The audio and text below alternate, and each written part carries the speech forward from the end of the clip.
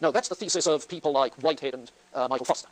Descartes' thesis is that logically, it's a logical thesis, not a historical one, logically, since God is good, okay, premise, since God is good, and he offers in a previous meditation a proof for that. But if God is good, then what God does is good. And so the abilities, the faculties God has given us are reliable, or God would be deceiving us, and that wouldn't be good. A good God does not deceive, does not give us deceptive faculties. So his is a logical justification rather than a historical argument. Okay? All right, I'm ready then to move on to Descartes himself. How about it? Okay? What we have in the anthology is the Meditations, probably his most influential work. In fact, if you read the editor's introductory comments, Kaufmann's introductory comments, before you get into the Meditations, he makes the observation that it's this work which was the starting point for the philosophy later on of Benedict Spinoza, of the French philosopher Malebranche, of Leibniz. Tremendously influential point of reference. Moreover, to this day, Descartes is probably the most regarded French philosopher before the 20th century, and in the 20th century still the most highly regarded French philosopher. It seems to be characteristic that when people lecture at the Sorbonne for the first time, they all pay their homage to René Descartes, you see. He's such a towering figure.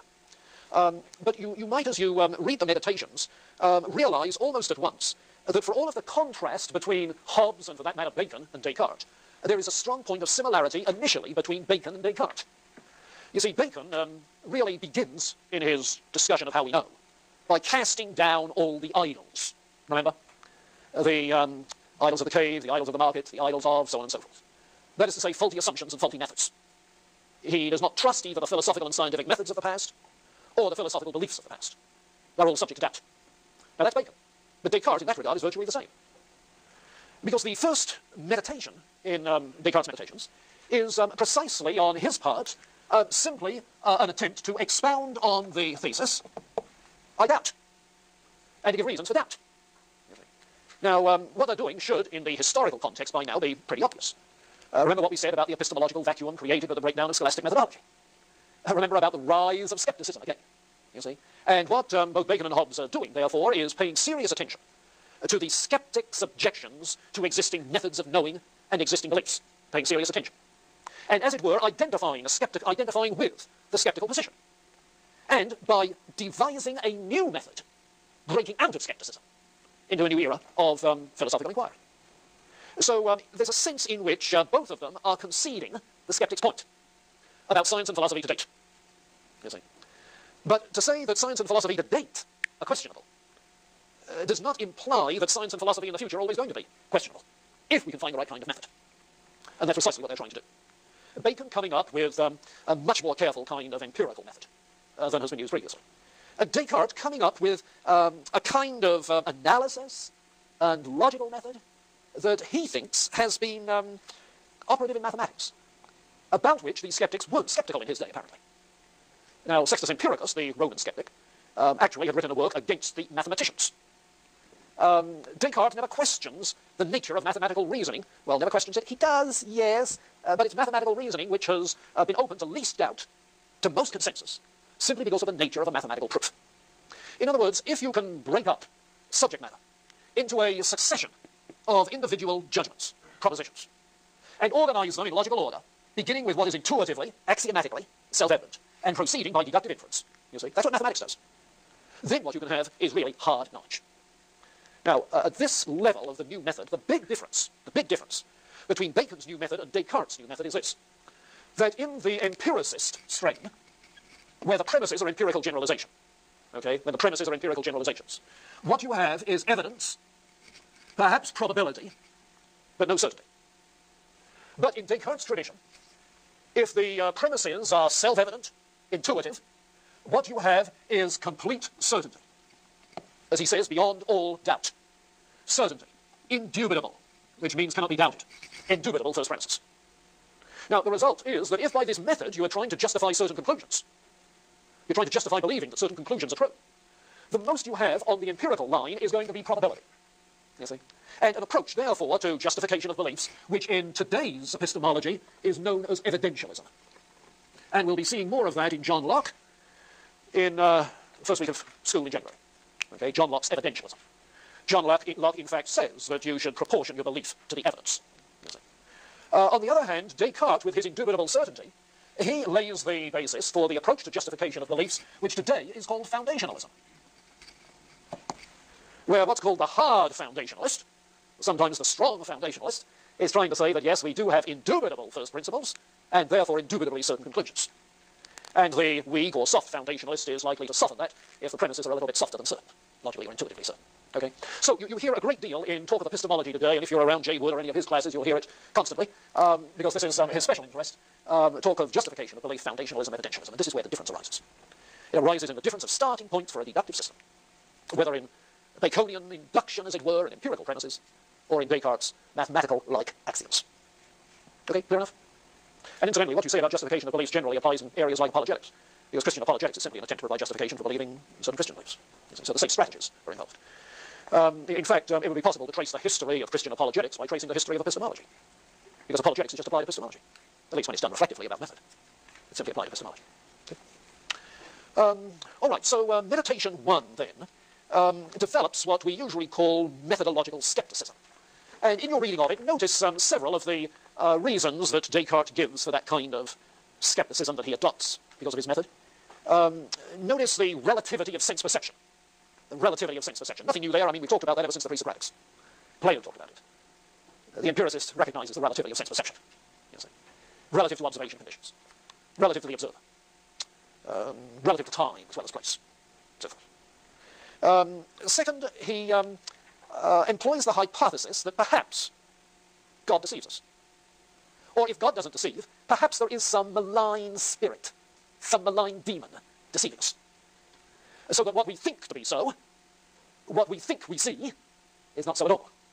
Is that possible? At least it's a hypothetical possibility. How realistic a possibility is another question. But if you want something beyond all doubt, you have to lay to rest even the most hypothetical of possibilities, if you're after that kind of certainty. So watch for that. He's not going to be content with probabilities at all. Keep that in mind. So what he does then is to lay down certain rules for what he wants. And not in the Meditations, but in one of his other works called his Discourse on Method. The first 4 rules which he sets up are these: that we will accept as intuitive only what is so clear and so distinct as to be beyond all doubt. We will accept as intuitively evident, as intuitively true, only what is so clear and distinct as to be beyond all doubt.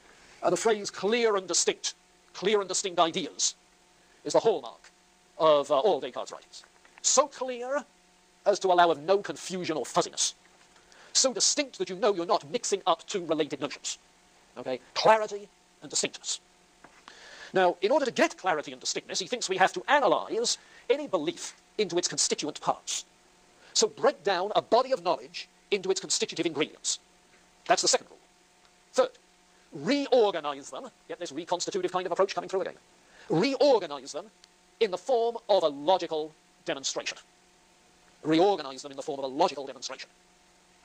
And then number 4, the same as your high school geometry teacher told you, check and recheck every proof. And every step in every proof.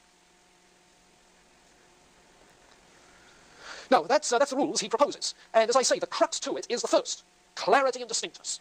Now, one of the confusing things is that he tends to use a variety of synonyms for this business of intuitive knowledge. He speaks of clarity and distinctness. That's part of it. He uses the term intuition and intuitive. And by intuitive, what is meant is direct awareness. A direct awareness of something as it really is. Now, be careful. He doesn't say we have intuitive knowledge of material objects. He doesn't say we have intuitive knowledge of the existence of God. Now, those are things that have to be proved. What we do have intuitive knowledge of is our ideas. We're directly aware of our own ideas. You see? And he wants a direct awareness with clarity and distinctness. So, intuitive. Now, when there is that intuitive knowledge, it's appropriate to say we are taught those ideas by nature. We're taught by nature. By the natural light of reason. By the natural light of reason. Interesting phrase. Obviously, it's a Platonic metaphor. The light, once you get out of the cave, or the light that there is outside the cave, the natural light of reason. But it's Augustinian in its rootage. Except that, what in Augustine was the light of the divine logos illuminating the object of our knowledge, and illuminating the mind to see it, in Descartes has become simply the light of reason itself. There's no logos doctrine in Descartes. Because he's not a scholastic. He doesn't have the theory of forms to give him a logos doctrine, the way it had been developed by the scholastics. So what was the light of the logos? Now it's just the light of human reason. Okay? the light of reason. He makes a distinction between objective and formal reality. That is to say, when we have a clear and distinct idea that is intuitively evident in the natural light of reason, okay, what we have before the mind is an idea with objective reality. You see, the object, the immediate object of awareness is the idea, not the external reality. In a representational theory of knowledge, what you're immediately aware of is your ideas. You see.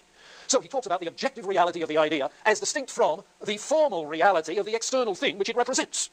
The formal reality is the cause of the objectively real idea. Okay? And these phrases and this last distinction become pretty important as you go on reading through his line of thought, and you find them cropping up. This one here, the last one in particular, becomes very influential in his argument for the existence of God in Meditation 3. So watch for it there, if you would. Let's see. Oh, yes, one other phrase he uses, shouldn't surprise you, self-evident. Certain beliefs contain their own evidence. And innate. But be careful of that one. Plato talked of innate knowledge, innate ideas, but in a very different sense of innate. Right? For Plato, an innate idea is one which is in your mind from a previous existence. It's literally inborn. When you're born, you have it. You just have to recollect it. But for Descartes, innate means nothing of the sort. Innate simply means that it is native to us. It is of natural origin.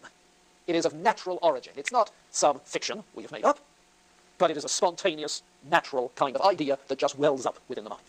Now, I've been talking of ideas, but none of the ideas which he has in mind in this kind of account are empirical ideas. None of them. What he's saying is that the mind somehow or other has arising within it, emerging in the consciousness, the mind itself spontaneously starting to think these ideas. They are, in that sense, a priori. Yeah, a priori meaning prior to, independent of, all experience. And this a priori idea is usually regarded as both universal, everybody has it, and it is necessary.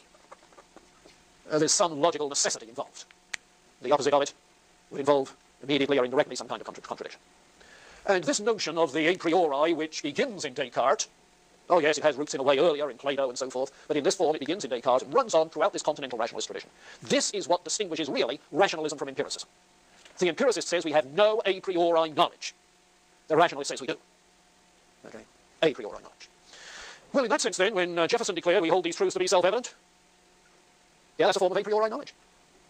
Oh, Jefferson seems to have been more influenced by the Stoics than any other philosophical tradition, and so what he may have had in mind, at least for the Roman people in Roman jurisprudence and so forth, Locke and so on, people of that tradition, so that when Jefferson said it, he was probably using it in the sense that when such ideas are presented to us, they immediately become irresistible, naturally, spontaneously so when we come to understand them. You remember the Stoic view of irresistible truths. We hold these truths to be self-evident, self-evident. That's still kind of a priori knowledge. Though Descartes wants to go further than that. And he seems to think not of the mind not just as recognizing something when it's said, but coming up spontaneously with ideas. They spontaneously develop within the mind. Such as, well, the crucial case for him is going to be the idea of God. The idea of God. Yeah. Okay, now this, what's sometimes called this intuitive criterion, an intuitive criterion of truth, is applied not only to premises, but to further inferences you draw from those premises. So that one way in which an idea comes to mind is when it stares out of your premises as you're drawing a conclusion. It jumps out at you. 3 plus 5 equals, jumps out at you. You see. All men are mortal, Socrates is a man, therefore, and the conclusion to a logical syllogism jumps at you, becomes intuitively evident. You see. So he wants the conclusions in the light of the premises to be as clear and distinct as they can possibly be. So his method involves